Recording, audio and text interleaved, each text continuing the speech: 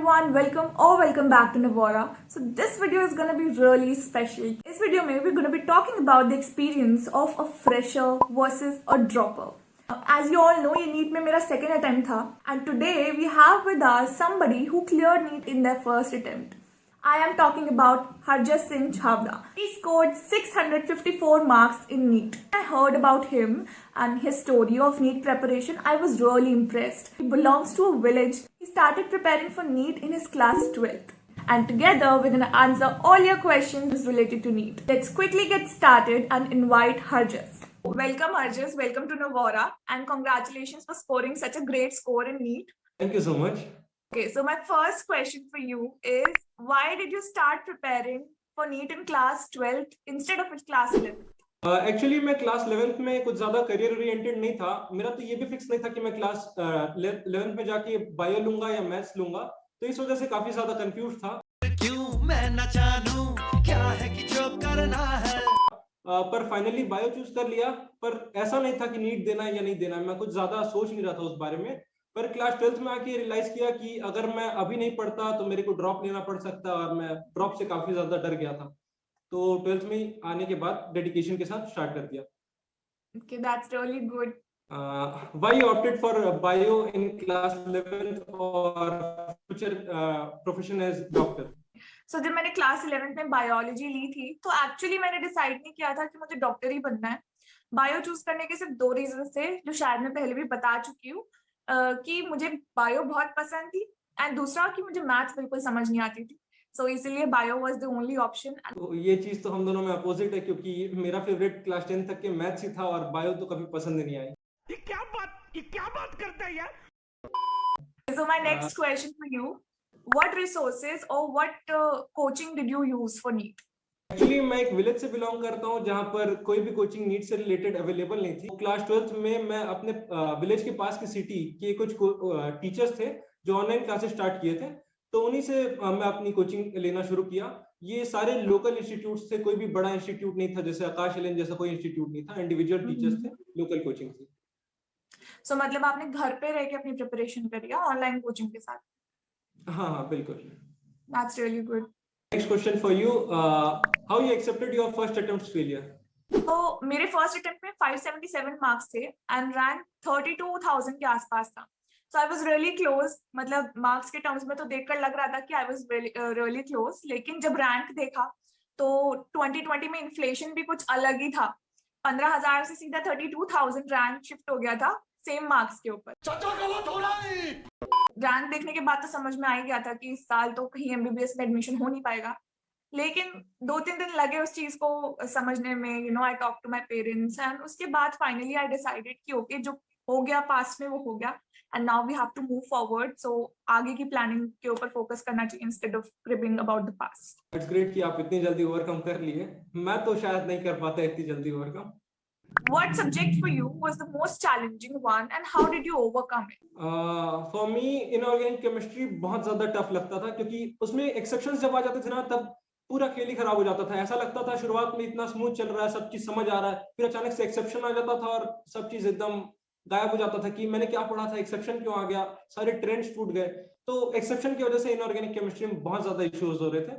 पर at last में realise किया कि इनऑर्गेनिक केमिस्ट्री में एनसीईआरटी से लिमिटेड जो भी नोट्स हैं उसको पढ़ लूंगा, मल्टीपल टाइम्स रीड कर लूंगा तो हो जाएगा. वो रटना ही है उसको, आगे चल के तो उसका कुछ खास यूज भी नहीं है, तो जैसे तैसे उसको कवर कर लिया. आपकी बात सुन के मुझे कोटा फैक्ट्री के वैभव की याद आ गई. एक्सेप्शंस के भी एक्सेप्शंस होते हैं. लॉजिक नहीं, यहाँ है एक्सेप्शन एक्सेप्शन एक्सेप्शन. अबे इंसेप्शन देख के इतना कंफ्यूज नहीं हुआ था जितना एक्सेप्शन ने कर दिया है. वो तो मेरे माइंड में भी वही चल रहा था जब मैं केमिस्ट्री के बारे में सोचता था. Right. Next question for you is, what pushed you in your drop year? What pushed me in my drop year? Okay, so the fact that I could not imagine myself anywhere else. जब मेरे 577 number आए थे तो मुझे और भी courses मिल रहे थे अलाइड साइंसेस. ऐसा नहीं है कि कोर्स अच्छे नहीं थे, बट एक वो पिक्चर बन जाती है ना दिमाग में कि हाँ मुझे यही करना है, मैं अपने आप को और कहीं इमेजिन ही नहीं कर सकती. So that was the thing with me. So I decided कि ओके, अगर यही करना है तो फिर इसके लिए एक और ट्राई देने में कोई खराबी नहीं है. So let's go for it. So next question for you is, how did you manage your time? Like, did you study all the 3 subjects together in a day or one subject a day? Goal oriented पढ़ाई करता था। ऐसा रखता था कि आज मैंने अगर एक ही सब्जेक्ट कवर करना है, जैसे फिजिक्स का एक चैप्टर उठा लिया और दिन भर मेरे सिर्फ वही करना है, तो सिर्फ एक ही सब्जेक्ट कर लूंगा। और इन केस अगर मेरा गोल ऐसा है कि आज 3 सब्जेक्ट करना है, तो उस दिन 3 सब्जेक्ट भी हो जाता था। ऐसा कुछ फिक्स नहीं होता था कि आज एक ही सब्जेक्ट करना है या 3 सब्जेक्ट करना है, वो डेली टारगेट पे डिपेंड करता था। So मतलब आप goal oriented time schedule follow करते थे। या So मेरे साथ भी यही केस था।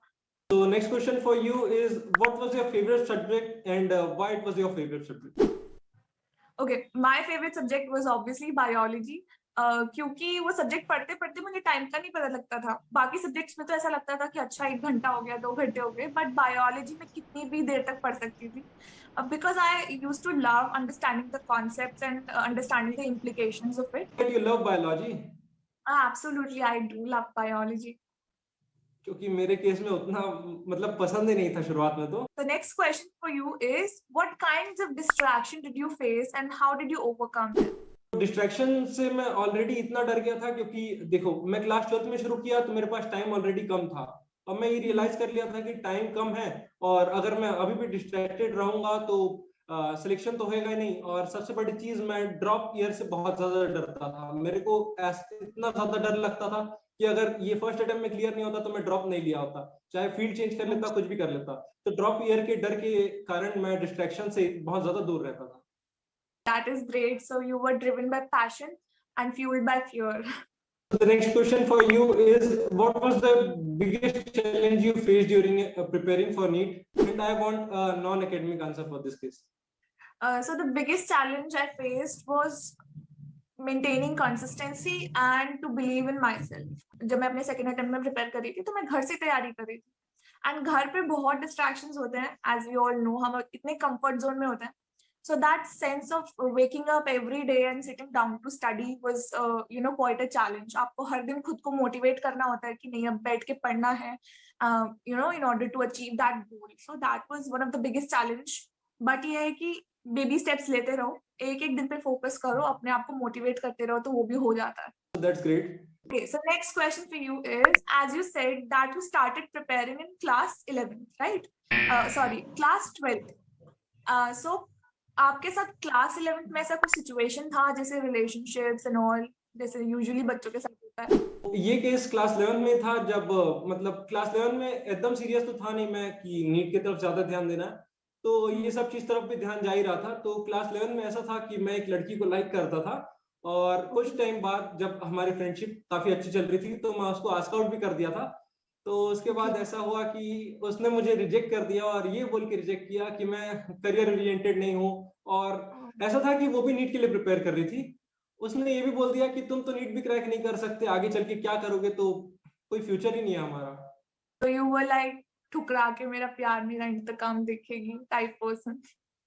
नहीं, वो तो पुराना हो गया। अब तो ये चल रहा है ना, तू करना चाहती ग्राइंड तो मैं भी बैठा मस्ती में। Anyways, चलो let's Maybe. move on. So next question for you is, were you afraid of mock tests? या इनिशियली स्टार्टिंग में जब मॉक टेस्ट पहली बार दिए थे, तब तो डर लग ही रहा था कि what if I scored less, क्योंकि बहुत लोग पूछते हैं, पेरेंट्स भी पूछते हैं, फिर वो मार्क्स खुद भी देखने होते हैं। बट ग्रेजुअली आई रियलाइज्ड कि मॉक टेस्ट के मार्क्स मैटर नहीं करते, मॉक टेस्ट का एनालिसिस मैटर करता है। मॉक टेस्ट आर देयर ताकि हम गलतियां करें और उन गलतियों से सीखें। आपके नीट के मार्क्स मैटर करते हैं, तो जितनी गलतियां करनी है मॉक टेस्ट में कर लो, ताकि नीट में कोई गलती करने का स्कोप ही ना रहे। इस केस में मेरे को लगता है कि मैं काफी ज्यादा ब्लेस्ड हूँ, क्योंकि मेरे घर में पता ही नहीं था कि मॉक टेस्ट वगैरह जैसी कोई चीजें होती है, मैं दे रहा हूँ। कोई स्कोर पूछा ही नहीं मेरे को आज तक, तो मेरे को कभी ऐसा नहीं लगा कि घर वाले पूछेंगे। Did you face the problem of backlog? तो बैकलॉग जितने भी थे वो मेरे सारे क्लास 11th के थे, क्योंकि मैं क्लास 12th में शुरू किया हूँ, तो क्लास 11th के सारे चैप्टर्स मेरे बैकलॉग में थे। तो क्लास 12th में आने के बाद मैं ऐसा रखा ही नहीं कि कोई भी चैप्टर बैकलॉग में चला जाए, क्योंकि मैं रियलाइज कर चुका था कि बैकलॉग जो है वो बहुत ज्यादा परेशान कर देते हैं और उनको कवर करना बहुत ज्यादा डिफिकल्ट होता है। तो मैं रियलाइज कर लिया, उसके बाद क्लास 12th में आने के बाद में एक बैकलॉग मेरे नहीं थे। So, मतलब कि आपने अपने करंट टॉपिक्स भी नहीं छोड़े और साथ साथ में बैकलॉग भी कवर किए। हाँ। So the next question for you is, what were your mistakes in first attempt? Okay. So one of the biggest mistake which I feel I did in my first attempt was not revising enough. ऐसा था कि एक बार chapter पढ़ लिया, एक बार हो गया तो बस उसे देखा ही नहीं दोबारा. लेकिन in my second drop, I corrected this mistake and I realized that multiple revisions are very important, in order to retain anything. क्योंकि हम एक चैप्टर आज पढ़ते हैं और नीट का एग्जाम शायद 6 महीने 7 महीने जितने भी टाइम बाद है हमें तब तक के लिए वो सब कुछ याद रखना है.